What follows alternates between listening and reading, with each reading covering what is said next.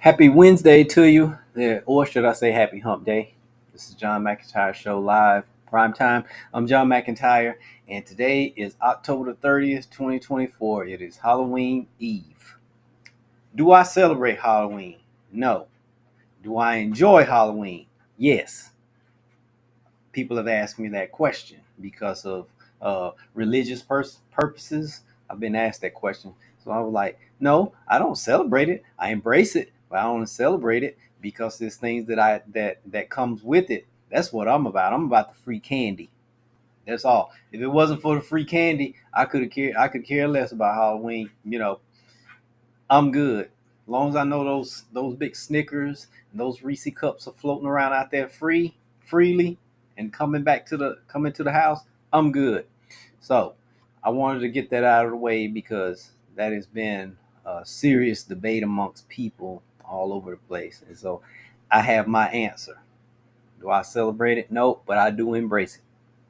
Yeah, because I don't want to be a party pooper and I don't want to reject anyone wanting to give me candy. So here we go. Now we're gonna have a good show today, and I just had to clarify that before I move forward. Well, we have a good show today. It's more of personal style development instead of just the numbers of money, things like that, products. But before we get into that, let's talk about some wallet wins here. The first one is I gave budgeting an honest try, the good old college try. And this is my third straight month not using overdraft protection. So you did give it an honest try. You're winning with it at that three straight months. It usually takes the by the time you get to the third month where those things stop happening. If they've been happening quite often, usually it takes, like I've said, give it a 3 months. So I applaud you for doing the 3 months and really giving it that honest try. And I'm quite sure that you're seeing the work, and I could read the excitement with all of the exclamation points at the end. So I know this is pretty much a person that is convinced on the merits of budgeting. So that is wallet win. Wallet win number two. We another excited person, looks like an excited mom, saving so much money this Halloween. Our son is wearing his favorite football jersey, and we're going to a school carnival. And all we had to do was contribute some candy to the classroom. So yeah, you won big time. Didn't have to buy uh, a costume. Son's wearing favorite football jersey and a couple of bags of candy. Yeah, yeah, you won big time. That was a big time wallet win there, saving some money because those are the two. What was it? 18, almost $20 billion spent this year. Um, Not billion. What was it? Let me get it right. Not billion. I said billion. 800 million. 800 million in Halloween spending. I think that's what it was. I was like, wow, that's a lot of money. That's a lot of money to be spending on Halloween. So this person, they didn't make that big of a contribution there. They're actually on the saving because they was actually saying that uh, sales were down a little bit in the costume compartment and in candy department. Um, Mainly because there was like a chocolate shortage or something like that was going on. So yeah, um, but it's all good. Wallet win number three, we won an all expenses paid cruise for two this Thanksgiving. Yes, that is a crazy wallet win. That's the kind of wallet win I would like to like to see happen in my life. A cruise during Thanksgiving. So from what I've heard, those cruises, like those holiday cruises, people are like those cruises. They have a lot of food and stuff anyway. So, but when they do it like on holidays and it's themed, so oh my goodness, I can just imagine all of the turkey and dressing and the gravy and the biscuits and the pecan pies. Yeah, and that's what I'm saying. I would get up, I would go eat, then go back to my room or suite or whatever, nap it off, come back. Mm. Oh, dang, I'm caught up. I was like, okay, I've got a show to do here. But yeah, Those are three huge wallet wins for today. All right, so before I move forward, don't forget to send in your wallet wins. Hashtag wallet win, and we will share them, celebrate them with you, and share them with everyone else out here. All right, let's get into today's topic. Um, today's topic basically is that we are all born investors. This is what, from my experience, from receiving coaching and training, and really some of my favorite authors out there, in the personal finance world, um, I've come to realize that we are all investors. We are born investors. Um, and before I move forward with that, just let me say this, because then this will help explain what I mean. Confucius, the ancient Chinese philosopher, said he was asked what would be his first deed if he was made emperor of China. And his reply was, I would reestablish the precise meaning of words. Uh, Basically, he was saying, I would rewrite the dictionary, the Chinese dictionary, because just like ours, some words, there can be one meaning and maybe five different words, and people can actually play on the words and things like that, and it can confuse situations. So, with that being said, that's why I say we are all born investors, because everything that we are investing. And so I pulled up the dictionary. I have a dictionary app on my phone. I use my phone for more than texts and games. Um, so I brought up invest. I looked up invest on my dictionary app. The first one, which is what everyone think of when they hear the word invest, is to put money, and the money is in parentheses, to use by purchase or expenditure in something offering potential profitable returns as interest, income, or appreciation in value. That's number one. That was the first. Number two, to use money in parentheses again as in accumulating something, to invest large sums in books. That one's closer to, both. The number one is naturally mine, but this one is also closer to what I'm going with it. Number three takes it even to another level: to use, give, or devote time, talent, etc., as for a purpose or to achieve something. And the example is, to give the sentence, he invested a lot of time in cleaning up the neighborhood after the flood. That's where I'm talking about. The first one is purely money. This one is more every other area. So that's why I say we're all born investors. Uh, because the third definition, that's a return in itself. You clean up your neighborhood, you get a return on that. You get a higher, retire. You can actually increase the value of your neighborhood doing things like that. And so it becomes back monetary. But it's more than just monetary return. It's emotional, it's mental, it's, all time. It's good for the spirit, it's good, just good for public relations, being neighborly. So the returns are much more than just monetarily. Because I know if you do something good, in your neighborhood, and someone say, hey, I saw you picking up the garbage, I really appreciate what you did, you get a good feeling. That's a return. You invested some time and some effort, and you received a good return on that. So what does that have to do with money? Everything. And the reason why I'm talking about this topic is because I actually bumped into someone I hadn't seen them in 15 years. I'm going to call them Ken. That's not their name, but I changed their name. We saw each other. This was when we were living downtown Charlotte before we moved. I would see them almost every day, in with the work that they did. Um, and I remember we got to know it. As we got to know each other, he was working with a client, um, and it was in a gym. He was a personal trainer. He John, what do you do? And we was talking, and he was like, so Andre's also. I was like, yes. He was like, yeah, I'm gonna have to talk to you guys when I get some money. Because you gotta have some money before before you can invest.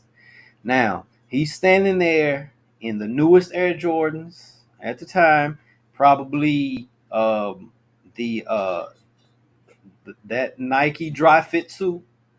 Those things were at the time. I mean, even then, 15 years ago, close to $200.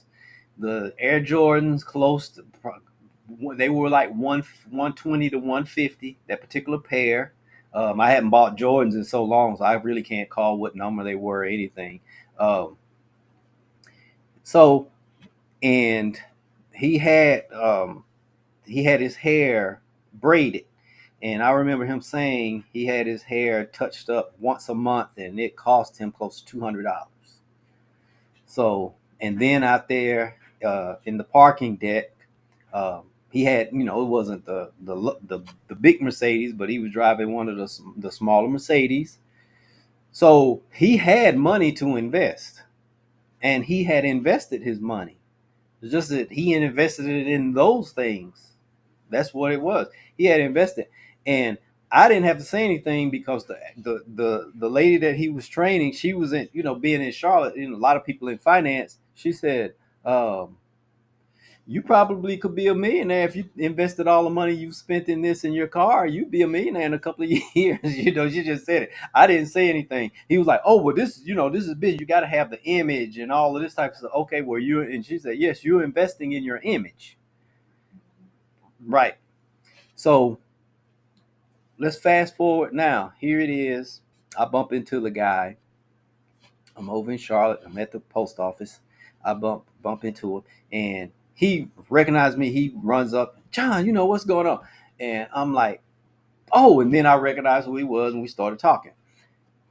He was like, "Yes, I've seen some of your videos, this, that, and the other. Blah blah blah. Catching up.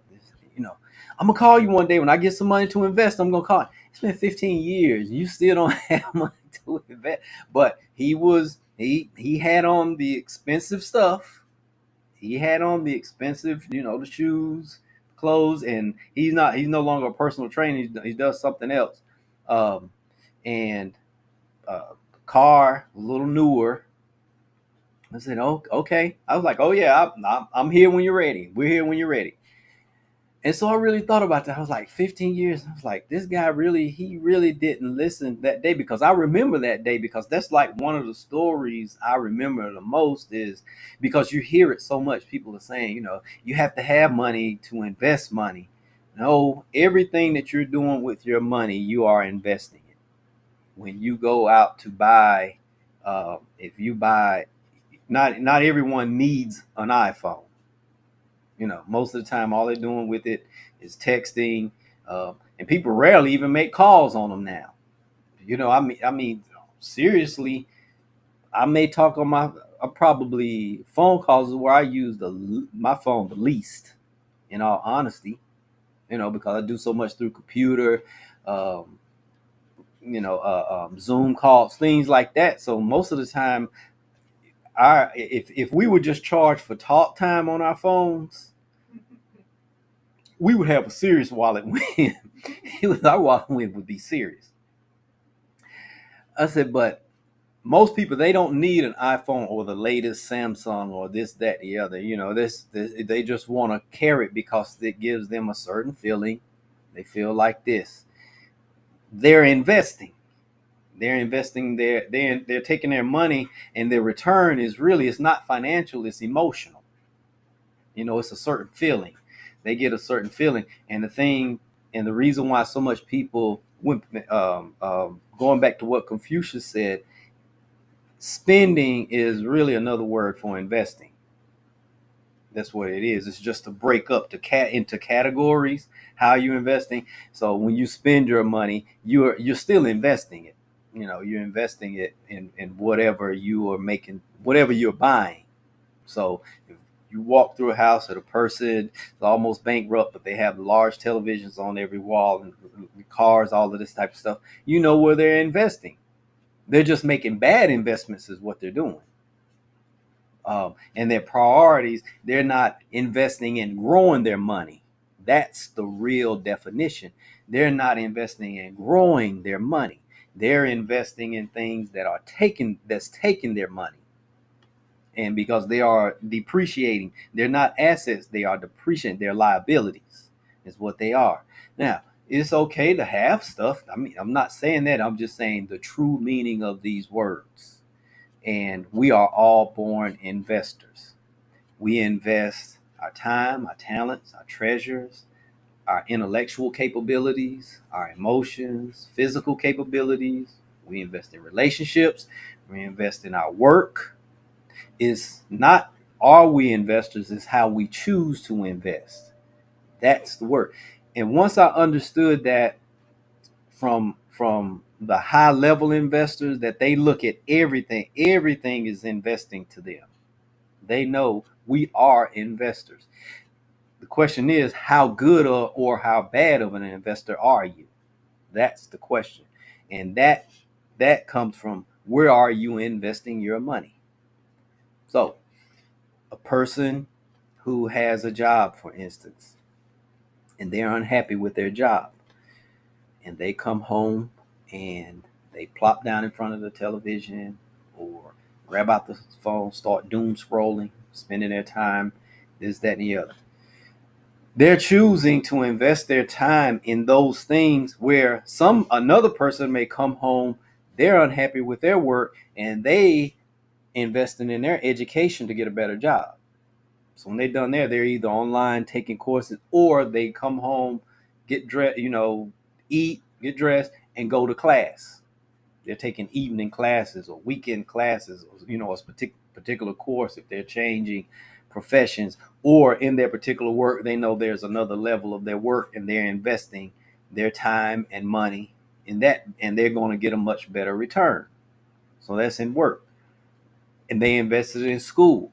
Kid comes home, they're not doing so well in class. Okay, let's follow the kid around. Okay, you're not studying, you're investing your time over here, and you're not the reason why you're getting such a poor return at school in the form of grades is because you're just not investing the time and your mental capabilities and all of this into your schoolwork.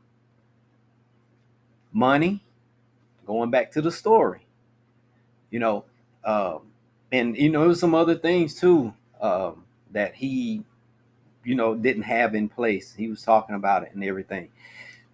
But some people, they want to invest some of their money in insurance. Let's just say life insurance. Okay. Then they pass away. Now their family is on um, one of the crowdfunding sites, GoFundMe, one of those sites, wanting complete strangers or people that they barely know to invest their money in funeralizing someone else, right? Because they chose not to invest their money in a life insurance policy. Or they chose not to have health insurance, not to put their money in health insurance. They're buying this, buying that, buying the other. Then they get sick. Now they're wanting someone else to forgive them of their health care bills, or someone else to pay for their health care, because they want to invest their money somewhere else. So that's why I said, like going back to the Confucius story, reestablish the precise meaning of words. Investing is, what are you doing with whatever you have? That's basically the foundational definition of investing. What do you do? If you invest a lot of time in a relationship, you take time to learn to communicate, to be more forgiving, to learn to compromise, to mature mentally and emotionally and spiritually, then you will get a very good return on your relationship not doing so well. Well, okay, how am I investing? Because most people say, I give my all to the relationship, and then once you talk to them, well, this is just the way I am. Okay, but you're like 40 now. You still make decisions, and you still react and behave like you're 16 years old. Maybe this person does not want to be with a 16-year-old a 40-year-old, a 16-year-old in a 40-year-old body. So that's what I'm talking about. The investment. What is the return on the investment? And that's one of the big, one of the lessons that I've learned. So I'm going to cut it short there because we could talk about this a lot. But now you understand. Hopefully, you will look now before you make a particular purchase or invest in this thing, because now we have a rule. Um, we want to invest in something. Let's use the word, buy something at a certain price until we really thought about it. You know, things may happen, but that is one of the underlying rules. So, with that being said, I'm going to end it there just to trigger some thoughts. I just want to really think about the word investor, and that brings up the question of the day. How would you rate yourself as an investor in every area of life? Just it's you're not judging yourself, you're just making an overall assessment. Look here. Okay, what type of return am I receiving here? Okay, so how am I investing? What am I investing? Am I really investing as much as I think I am? I'm expecting to. I want to build wealth and this, that, the other. Okay, am I investing my time learning and really understanding what I'm investing in? Because that's the true mark of an investor, of a mature or high level investor. They understand what they're investing in because they've taken the time to study it. They just don't follow, my neighbor, they invested, in this, I'm going to put my money there. And then whenever they take the loss, now they're mad. And then maybe come to find out the neighbor was lying. They really didn't invest in it. It was just a good story. It sounded good. But when they say, when I'm having conversations with people and they're saying, yes, I invested in this and that and the other, and I start asking questions, I don't know if they really invested and if they really understood what they were investing in, because it's just a few questions that you need to ask, and they're very simple questions.